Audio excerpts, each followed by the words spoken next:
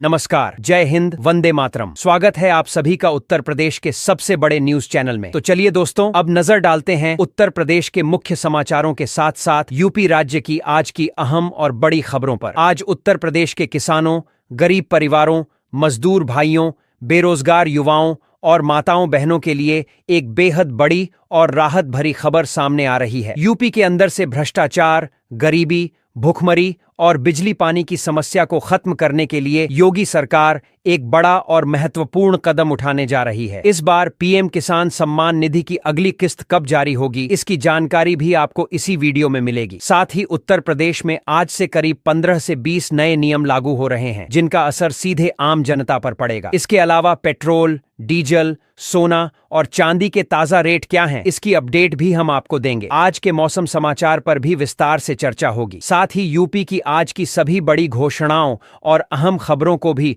विस्तार पूर्वक जानेंगे। अगर आप उत्तर प्रदेश के निवासी हैं तो हमारे इस चैनल को सब्सक्राइब जरूर कर लें, ताकि आपको यूपी की हर जरूरी और बड़ी खबर सबसे पहले मिल सके। सरकार की जिन योजनाओं का लाभ आप ले रहे हैं, उन योजनाओं को लेकर भी कई बड़े बदलाव किए गए हैं। यदि आपने इन नियमों को नहीं समझा तो आप कई योजनाओं से बाहर भी हो सकते हैं। इसलिए इन नए नियमों की जानकारी आपके लिए बेहद महत्वपूर्ण है। तो आखिर ये नियम क्या हैं? क्या ये आपके ऊपर लागू होंगे या नहीं? इसका पूरा सच जानने के लिए आपको यह वीडियो अंत तक देखना होगा। हर नियम और हर जानकारी आपको एक एक करके विस्तार से बताई जाएगी, इसलिए वीडियो में अंत तक जरूर बने रहिएगा, क्योंकि आपके फायदे से जुड़ी सभी अहम खबरें आपको यहीं विस्तृत रूप में मिलने वाली हैं। तो चलिए अब आपको यूपी की आज की महत्वपूर्ण और बड़ी खबरें फटाफट बता देते हैं। यूपी एसटीएफ ने कफ सिरप मामले में 2 सगे भाइयों अभिषेक और शुभम शर्मा को लखनऊ से गिरफ्तार किया है। ये दोनों सहारनपुर के रहने वाले हैं और कोडीन युक्त सिरप के अवैध भंडारण में शामिल पाए गए। एसआईटी फर्जी फर्म, ई बिल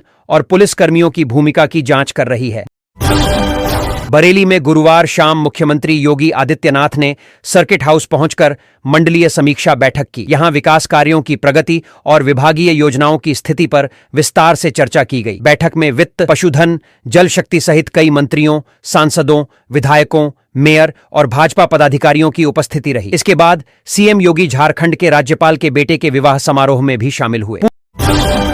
पूर्व आईपीएस अमिताभ ठाकुर ने गिरफ्तारी के दौरान जबरदस्ती और मारपीट की शिकायत अदालत में की थी। उनकी शिकायत का संज्ञान लेते हुए मुख्य न्यायिक मजिस्ट्रेट मंजू कुमारी की अदालत ने एसपी से 10 दिनों में विस्तृत रिपोर्ट तलब की है। मेडिको लीगल में उनके शरीर पर 2 ताजा चोटों की पुष्टि हुई है। अदालत ने पूरे प्रकरण की जांच कराने का आदेश दिया है।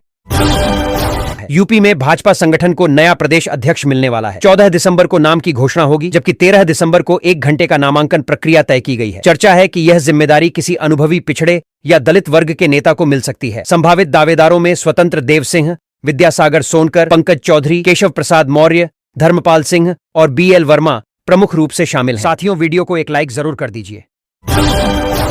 मिर्जापुर के मड़िहान क्षेत्र के सुखनई गांव में भेड़ चोरी की वारदात पर ग्रामीण उग्र हो उठे। देर रात पीछा कर ग्रामीणों ने पिकअप सवार 11 संदिग्धों को पकड़ लिया और लगभग 12 घंटे तक बंधक बनाए रखा। भीड़ ने आरोपियों की पिटाई की और बिना वर्दी पहुंचे एक कांस्टेबल को भी आरोपी समझकर मार दिया। वैन पर पथराव भी हुआ। आखिरकार 7 थानों की पुलिस फोर्स ने पहुंचकर स्थिति को नियंत्रित किया और घायलों को अस्पताल भेजा।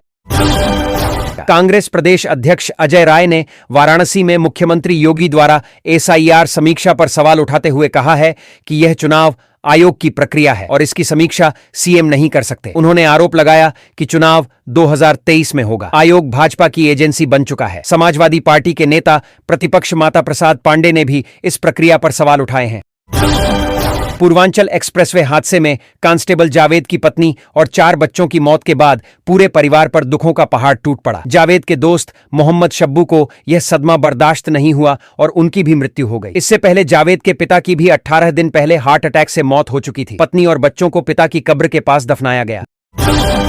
गाजियाबाद जिला न्यायालय में 13 दिसंबर को एक दिवसीय राष्ट्रीय लोक अदालत का आयोजन होगा। इसमें हजारों लंबित मामलों को आपसी सहमति और मध्यस्थता से निपटाने का लक्ष्य रखा गया है। जिला जज विनोद सिंह रावत ने प्रचार वाहन को हरी झंडी दिखाकर अभियान की शुरुआत की। अदालत ने सभी तैयारियां पूरी कर ली हैं।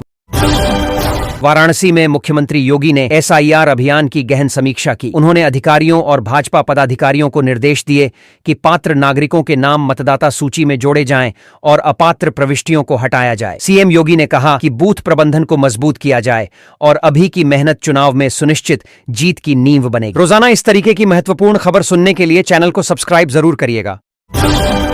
उत्तर प्रदेश में आने वाले 6 महीनों तक किसी भी श्रेणी की हड़ताल नहीं हो सकेगी। राज्य सरकार ने अत्यावश्यक सेवाओं का अनुरक्षण अधिनियम 1966 को लागू करते हुए अगले आधे वर्ष के लिए हर तरह की हड़ताल पर पूर्ण प्रतिबंध लगाने का आदेश जारी कर दिया है। प्रमुख सचिव M देवराज द्वारा यह अधिसूचना सभी विभागों, निगमों और स्थानीय निकायों को भेज दी गई है, जिसके बाद सरकार के अधीन आने वाले सभी कार्यालय इस नए प्रतिबंध के दायरे में शामिल हो गए हैं। गोरखपुर पुलिस ने एक ऐसे जालसाज गौरव कुमार उर्फ ललित किशोर को पकड़ा है जिसके कारनामे चौंकाने वाले हैं। रेलवे स्टेशन पर उससे जुड़े सूटकेस से 1 करोड़ रुपए बरामद होने के बाद उसकी तलाश तेज हुई थी। वह खुद को IAS अधिकारी बताकर कई ठगी कर चुका है। उस पर EDM को थप्पड़ मारने, करोड़ों की धोखाधड़ी, 4 गर्लफ्रेंड, 3 के प्रेग्नेंट होने और 1 शादी जैसे कई सनसनीखेज आरोप सामने आए। अलीगढ़ के इगलास क्षेत्र से एक बेहद दुखद घटना सामने आई है। 6 महीने के बच्चे ने गलती से गुलमंजन को टूथपेस्ट समझकर खा लिया, जो नशीला था। इससे उसकी तबीयत अचानक खराब हुई और परिजन उसे हाथरस के जिला अस्पताल ले गए, जहां डॉक्टरों ने मृत घोषित कर दिया। घटना उस समय हुई जब बच्चे की मां मंजन का डिब्बा आंगन में रखकर काम कर रही थी। डिप्टी CM केशव प्रसाद मौर्य ने राहुल गांधी और अखिलेश यादव को चुनौती दी है कि अगर उन्हें EVM पर भरोसा नहीं है तो वे लोकसभा से इस्तीफा दें और बैलेट पेपर से चुनाव लड़ें। उनके बयान से यूपी की सियासत गर्म हो गई है। कफ सिरप मामले में अपना नाम सामने आने पर पूर्व सांसद धनंजय सिंह ने प्रतिक्रिया दी है। उन्होंने कहा कि इस पूरे प्रकरण की जांच ED, यूपी पुलिस और SIT कर रही है और उन्होंने स्वयं CBI जांच की भी मांग की है। धनंजय सिंह ने चेतावनी दी है कि जब जांच रिपोर्ट सामने आएगी तब जिन लोगों ने बिना आधार के उनका नाम या तस्वीर प्रसारित की है, चाहे वह अखिलेश यादव हों या कोई अन्य, सभी पर वह मानहानि का मुकदमा दर्ज कराएंगे। उन्होंने सभी आरोपों को निराधार बताया।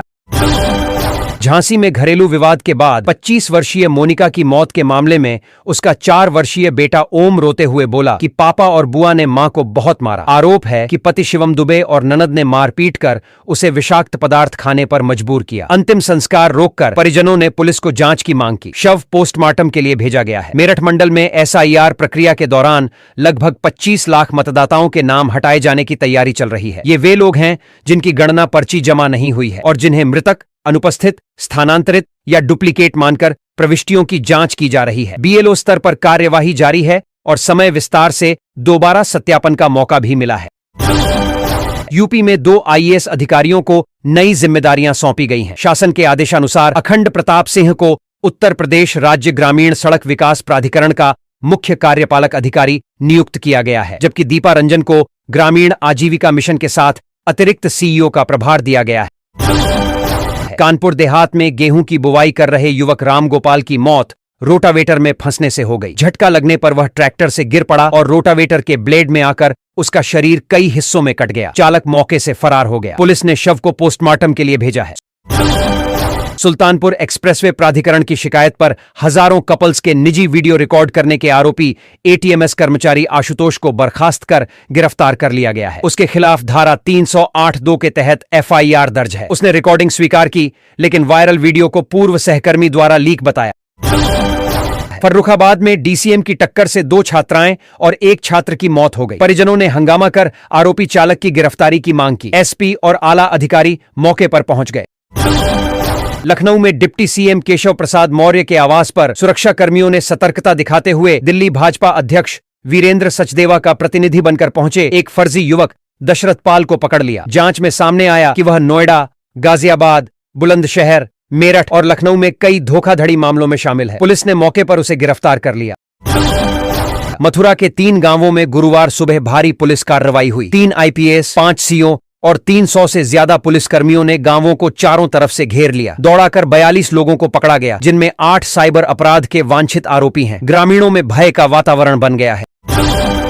बागपत में 18 करोड़ की लागत से बनी 14 किलोमीटर लंबी सड़क की गुणवत्ता पर गंभीर सवाल उठे हैं। ग्रामीणों ने जब सड़क की सतह को छुआ तो उसकी परत उखड़ गई। वीडियो वायरल होने पर प्रशासन ने तुरंत जांच कराई। मामला बड़े पैमाने पर लापरवाही का संकेत देता है और सख्त कार्रवाई की मांग उठी है। है। योगी सरकार ने इंटीग्रेटेड टाउनशिप योजना में मकान निर्माण न करने वाले बिल्डरों के खिलाफ कड़ा रुख अपनाते हुए 10% बंधक भूमि जब्त करने का निर्णय लिया है। प्रमुख सचिव आवास पी गुरुप्रसाद ने विकास प्राधिकरणों और आवास विकास परिषद को तत्काल कार्रवाई के निर्देश दिए हैं। योजना की 40 परियोजनाओं में से 7 निष्क्रिय मिली है, जिन पर सख्त कदम उठाए जाएंगे। आप किस जिले से वीडियो को देख रहे हैं, हमें कमेंट बॉक्स में जरूर बताइएगा।